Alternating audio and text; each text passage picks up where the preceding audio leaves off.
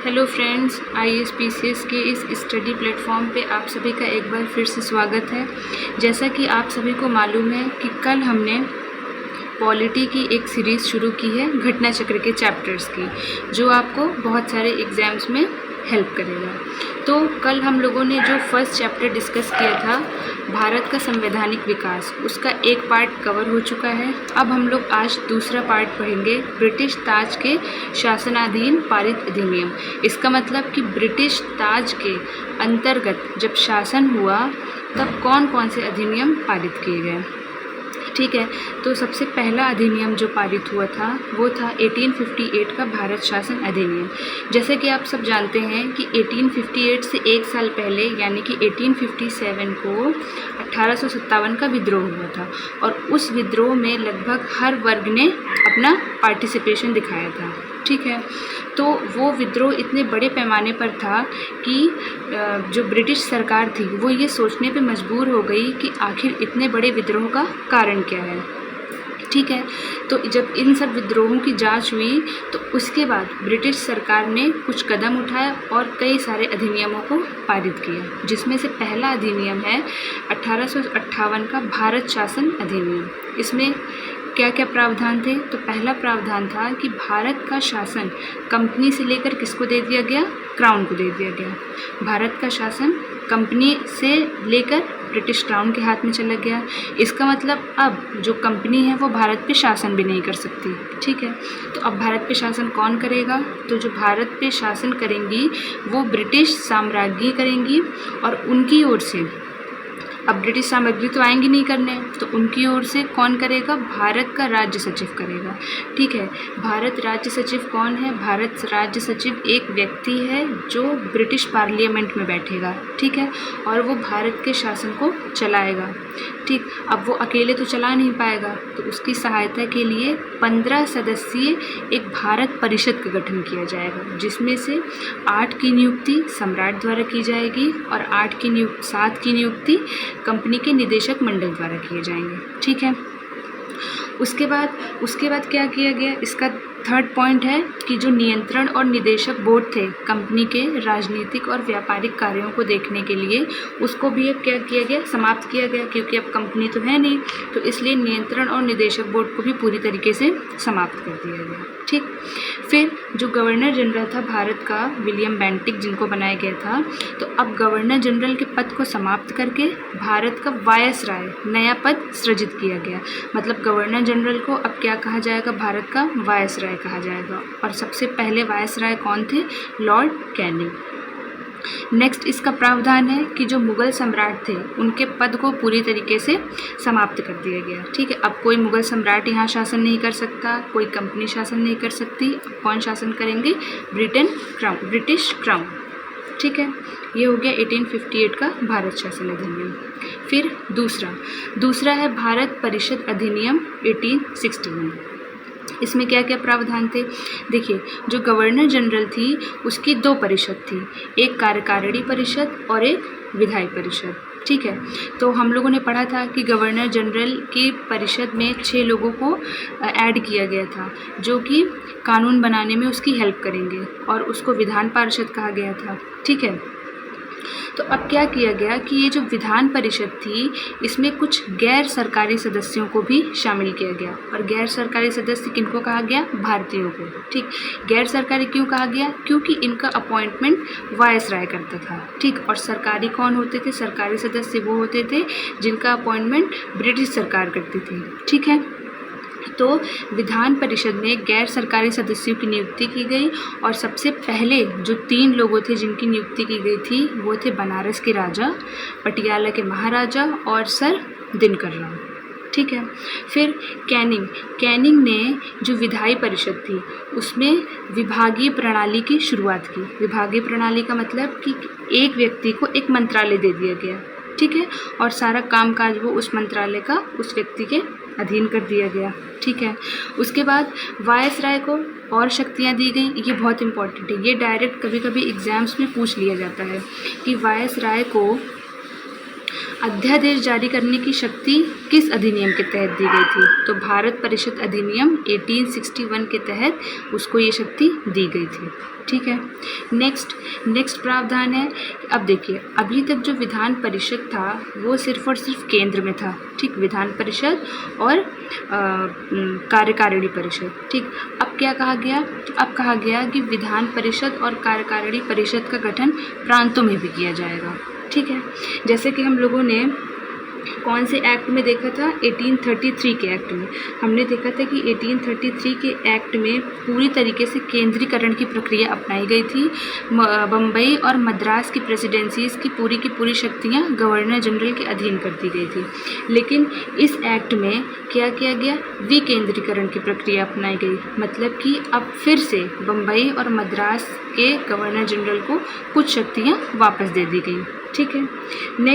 Next है कि जो भारत का सचिव है, ठीक है, भारत का जो सचिव है, अगर मान लीजिए गवर्नर जनरल ने कोई अधिनियम पारित किया है, कोई डिसीजन लिया है, कोई कानून बनाया है, तो उसको पहले अप्रूवल लेना पड़ेगा भारत सचिव से और उसकी परिषद से। अगर भारत का सचिव और उसकी परिषद को कानून सही नहीं लगेगा तो भारत सचिव उस कानून को भंग कर सकता है। इसका मतलब कि जो वायसराय है उसकी शक्ति भारत सचिव से कम है। ठीक है, तो ये था 1861। अच्छा, इसमें एक और चीज़ आप लोग ये नोट कर सकते हैं कि जो विधान परिषद का गठन शक्ति दी गई थी ना, विधान परिषद की ये जो गठन की शक्ति दी गई थी प्रांतों में, तो 3 जगह पे इनका गठन हुआ था। एक हुआ था बंगाल में, एक बंगाल में हुआ था, एक पंजाब में हुआ था और एक हुआ था उत्तर पश्चिम प्रांत में। ठीक, इन 3 जगह पे विधान परिषदों का गठन किया गया था। ठीक, ये हो गया 1861। अब नेक्स्ट है भारत परिषद अधिनियम 1892। ये भी बहुत इम्पोर्टेंट है, इसमें भी बहुत सारे प्रावधान लेके आए थे। ठीक है, तो पहला क्या है इसमें? अब देखिए पहला क्या किया गया कि जो केंद्रीय और प्रांतीय विधान परिषद थी उसमें गैर सरकारी सदस्यों की संख्या बढ़ा दी गई। ठीक है, देखिए ये शुरू कर दिए गए थे 1861 से। क्यों कर रहे थे? ताकि इंडियंस को भी लॉ मेकिंग मतलब कानून बनाने में इंडियंस को भी शामिल किया जाए। ठीक है, तो हमने देखा कि 1861 में 3 लोगों को शामिल किया गया। 1892 में कुछ और गैर सरकारी सदस्यों की संख्या में वृद्धि कर दी गई। ठीक है, अब जैसे कि मैंने बताया कि इन गैर सरकारी सदस्यों की नियुक्ति कौन करता था? वायसराय। ठीक, अब जो भी केंद्र में या प्रांत में जो विश्वविद्यालय थे, जिला बोर्ड थे, ज़मींदार थे, ठीक, ये लोग क्या करने लगे? विरोध करने लगे। ये लोग कहने लगे कि सारा का सारा पावर तो आप लेके बैठे हो, ठीक है, हमें भी कुछ रिप्रेजेंटेशन दो, मतलब हमें भी नॉमिनेशंस का कुछ हक दो, अधिकार दो। ठीक है, तो इसलिए यहाँ पे क्या किया गया? यहाँ पे इन ज़मींदारों को, जिला बोर्डों को, विश्वविद्यालयों को कुछ अधिकार दिए गए। ठीक, इसके तहत क्या किया गया? इसके तहत केंद्रीय विधान परिषद में प्रांतीय विधान परिषद और बंगाल चैम्बर ऑफ कॉमर्स की अनुशंसा पर कुछ सदस्यों की नियुक्ति की गई। किसमें? केंद्रीय विधान परिषद में। और प्रांतीय विधान परिषद में जिला बोर्ड, नगर पालिका, विश्वविद्यालय, ज़मींदार, इन सब की अनुशंसा पर नियुक्ति की गई। मतलब ये लोग नॉमिनेट करेंगे, वायसराय को बताएंगे, फिर वायसराय उनको अपॉइंट करेगा। ठीक है, नेक्स्ट ये है कि केंद्रीय विधान परिषद में जो भारतीय सदस्य थे उनको बजट पर, ठीक है, यहाँ पे एक चीज़ छूट गई है, यहाँ पे आप लोग थोड़ा नोट कर लीजिएगा। बजट पर, किस पर? बजट पर बहस करने और प्रश्न पूछने का अधिकार दिया गया, लेकिन पूरक प्रश्न पूछने का और मतदान देने का अधिकार अभी भी उनको नहीं दिया गया। ठीक है, जैसे कि हम लोग जानते हैं कि ब्रिटिश भारत में 1860 से ही बजट पास होता था, लेकिन भारतीयों को कोई अधिकार नहीं दिया गया था। तो 1892 के एक्ट में भारतीयों को थोड़ा बहुत अधिकार दे दिया गया था बजट से रिलेटेड। ठीक है, नेक्स्ट प्रावधान इसमें क्या था? नेक्स्ट प्रावधान ये था कि अप्रत्यक्ष निर्वाचन पद्धति का आरंभ हुआ।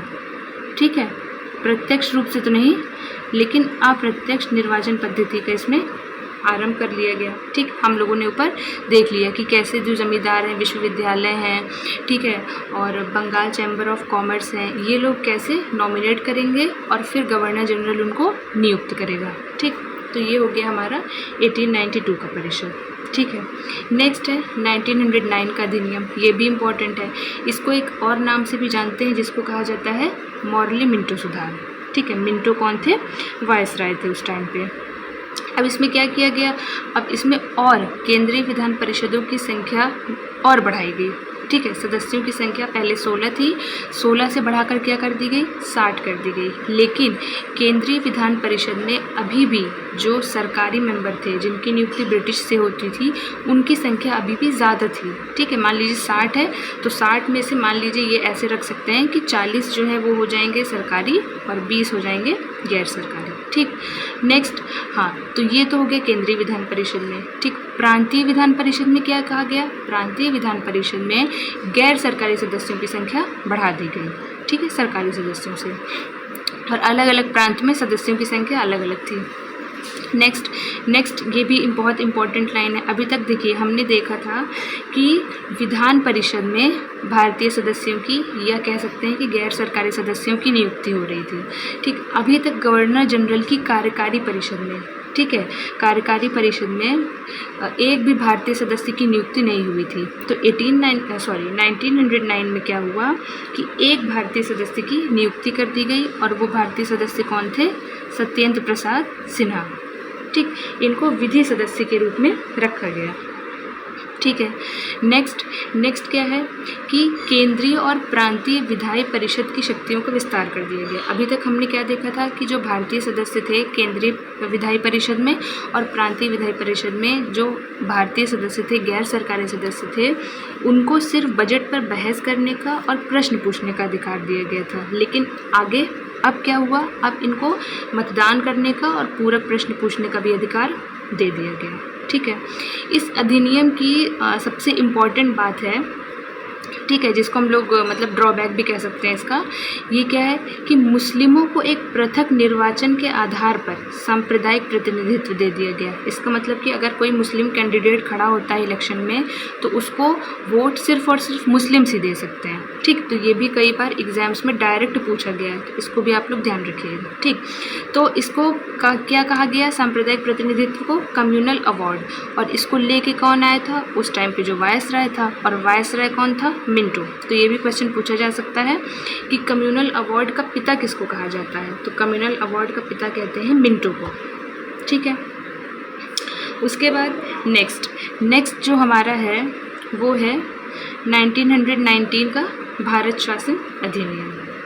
ठीक, अब इसमें क्या है, अब देखिए इसमें सबसे पहले, हाँ पहली बात तो इसे हम लोग कहते हैं मॉन्टेग्यू चेम्सफोर्ड सुधार। ठीक, अब इसमें सबसे पहले देखिए क्या इम्पोर्टेंट है, इसमें पहली बार कहा गया कि हम लोग इंडिया में रिस्पॉन्सिबल गवर्नमेंट बनाएंगे, उत्तरदायी शासन बनाएंगे। ठीक है, तो उसके तहत क्या क्या किया गया, इन्होंने जो केंद्र था, ठीक, केंद्र और प्रांत था, तो केंद्र में द्विसदनीय व्यवस्था को लागू कर दिया। द्विसदनीय व्यवस्था का मतलब है कि केंद्र में दो बॉडी बनाई गई, एक बनाया गया था राज्य परिषद, और दूसरी जो बॉडी बनाई गई थी वो बॉडी कौन सी थी, केंद्रीय विधानसभा। ये द्विसदनीय प्रणाली शुरू हो गई थी कहाँ पे, केंद्र में। ठीक है, केंद्रीय विधानसभा। इसके अलावा क्या किया गया, इसके अलावा ये किया गया कि जो सब्जेक्ट्स थे, ठीक है, जो विषय थे, जितने भी विषय थे, उन विषयों को दो पार्ट में डिवाइड कर दिया गया। एक पार्ट में रख दिया गया केंद्रीय सूची और एक पार्ट रख दिया गया प्रांतीय सूची। तो केंद्रीय सूची पे कानून कौन बनाएगा, केंद्रीय सूची पे कानून बनाने का अधिकार दिया गया था वायसराय को। ठीक है, और प्रांतीय सूची पे प्रांत वालों को दिया गया था। ठीक है, प्रांत में जो परिषद थी उनको दिया गया था। तो केंद्रीय सूची में कौन कौन से थे, जैसे विदेशी संबंध हो गए, रक्षा, मुद्रा, कर, ये सब। और प्रांतीय में कौन कौन से आ गया, शिक्षा, स्वास्थ्य, ठीक है, जल आपूर्ति, ये सब दे दिया गया प्रांतीय सूची में। ठीक, अब देखिए नेक्स्ट क्या किया गया कि अभी तक सिर्फ एक बजट बनता था, ठीक, अब इसमें क्या कहा गया, चूँकि इसमें उत्तरदायी शासन सरकार की स्थापना की जानी थी, तो ये प्रावधान किया गया कि प्रांतीय जो विधानमंडल हैं उनको भी अपना बजट तैयार करने का अधिकार दे दिया जाए। इससे क्या हुआ, दोनों बजट अब अलग अलग हो गए, केंद्रीय और प्रांतीय बजट अलग अलग। तो अगर क्वेश्चन पूछा जाए कि केंद्रीय और प्रांतीय बजट कब अलग अलग हुए थे, तो 1919 के भारत शासन अधिनियम में। ठीक है, नेक्स्ट क्या है कि जो प्रांत थे उसमें द्वैध शासन को लागू किया गया। मतलब कि प्रांत के जो विषय थे, अभी तक 2 सूची थी, केंद्रीय सूची और प्रांतीय सूची। अब प्रांतीय सूची में भी जो विषय थे उसको भी 2 पार्ट में डिवाइड कर दिया गया। और इनको डिवाइड करने वाले कौन थे, जनक कौन है, इनका नाम है लियोनस कार्टियस। ये भी पूछा जाता है कभी कभी डायरेक्ट क्वेश्चन, तो याद रखिएगा। ठीक, अब क्या किया गया कि जो प्रांतीय विषय थे उसको 2 पार्ट में डिवाइड कर दिया गया।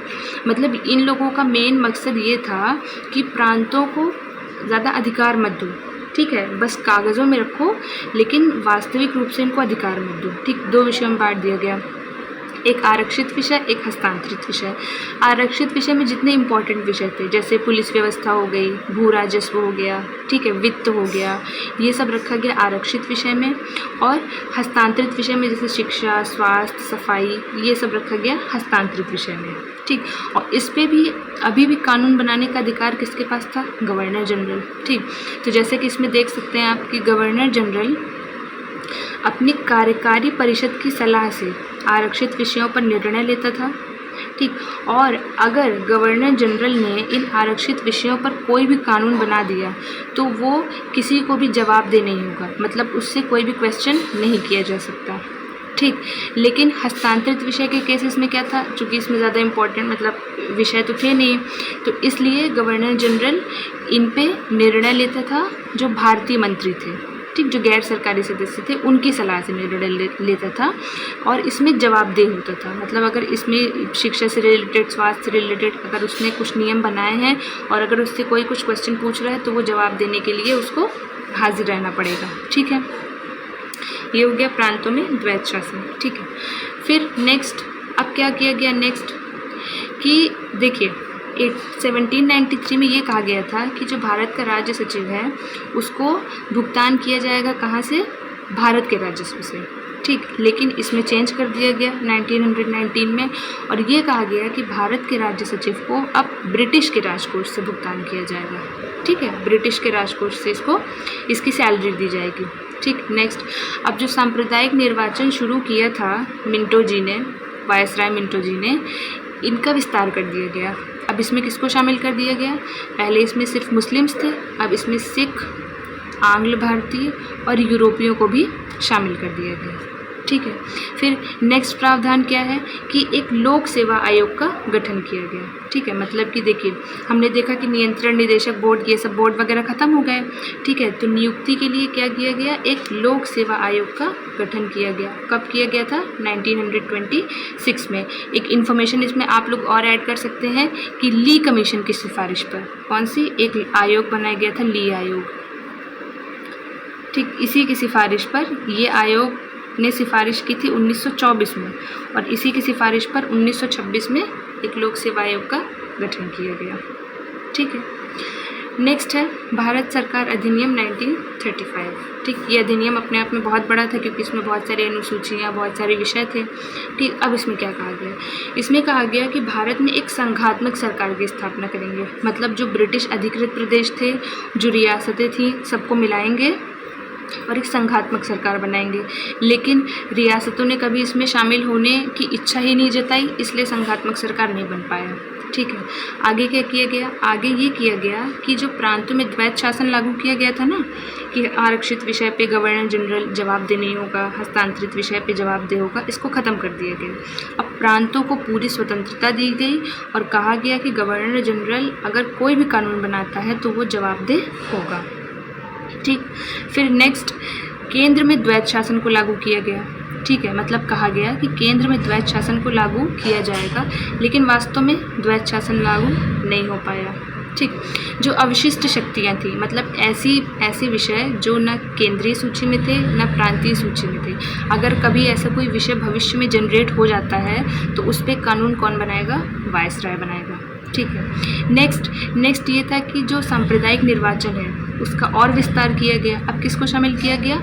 दलितों को, महिलाओं को और श्रमिकों को, इनको भी इसमें शामिल कर लिया गया। ठीक है।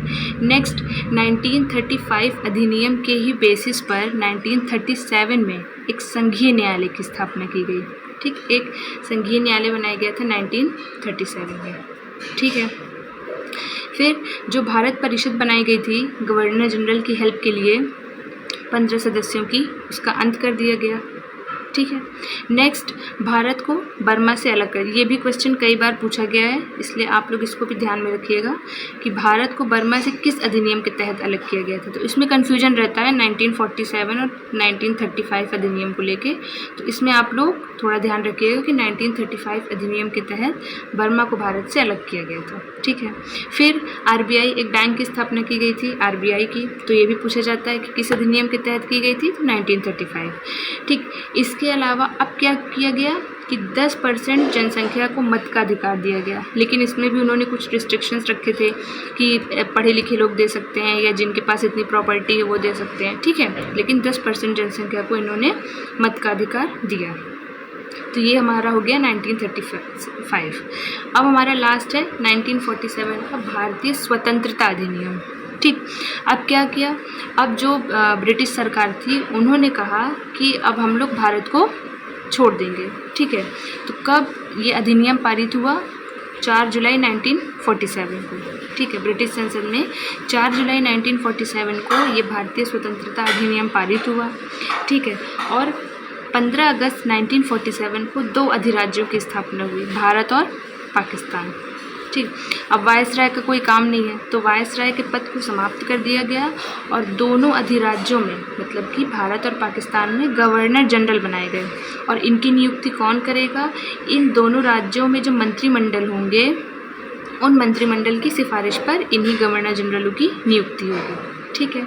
नेक्स्ट, अभी तक हमने देखा था 1935 में हमने ये देखा था कि भारत परिषद का अंत हो गया। ठीक, लेकिन मंत्री था। 1947 में मंत्री का भी अंत कर दिया गया, मतलब मंत्री पद को भी समाप्त कर दिया गया। ठीक है। नेक्स्ट, कि जो देशी रियासतें थीं, ठीक है, उन पे अभी तक ब्रिटेन की सर्वोपरिता था, मतलब ब्रिटेन जो रूल बनाएगी वो मानना पड़ेगा, तो उसको अंत कर दिया गया। ठीक है।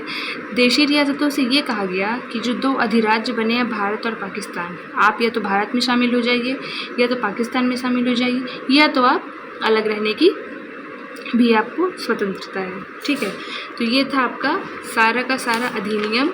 कौन सा अधिनियम? ब्रिटिश ताज के शासन के अधीन जब भारत आ गया था तो भारत पे शासन के लिए ब्रिटिश ताज ने कौन कौन से अधिनियम बनाए थे, उन सारे अधिनियमों को हमने अच्छे से देखा है। उम्मीद है कि आपको ये सेशन अच्छा लगा होगा। अगर आप लोग क्वेश्चन करना चाहते हैं इससे रिलेटेड तो आप लोग कमेंट सेक्शन में ज़रूर बताइएगा। Thank you.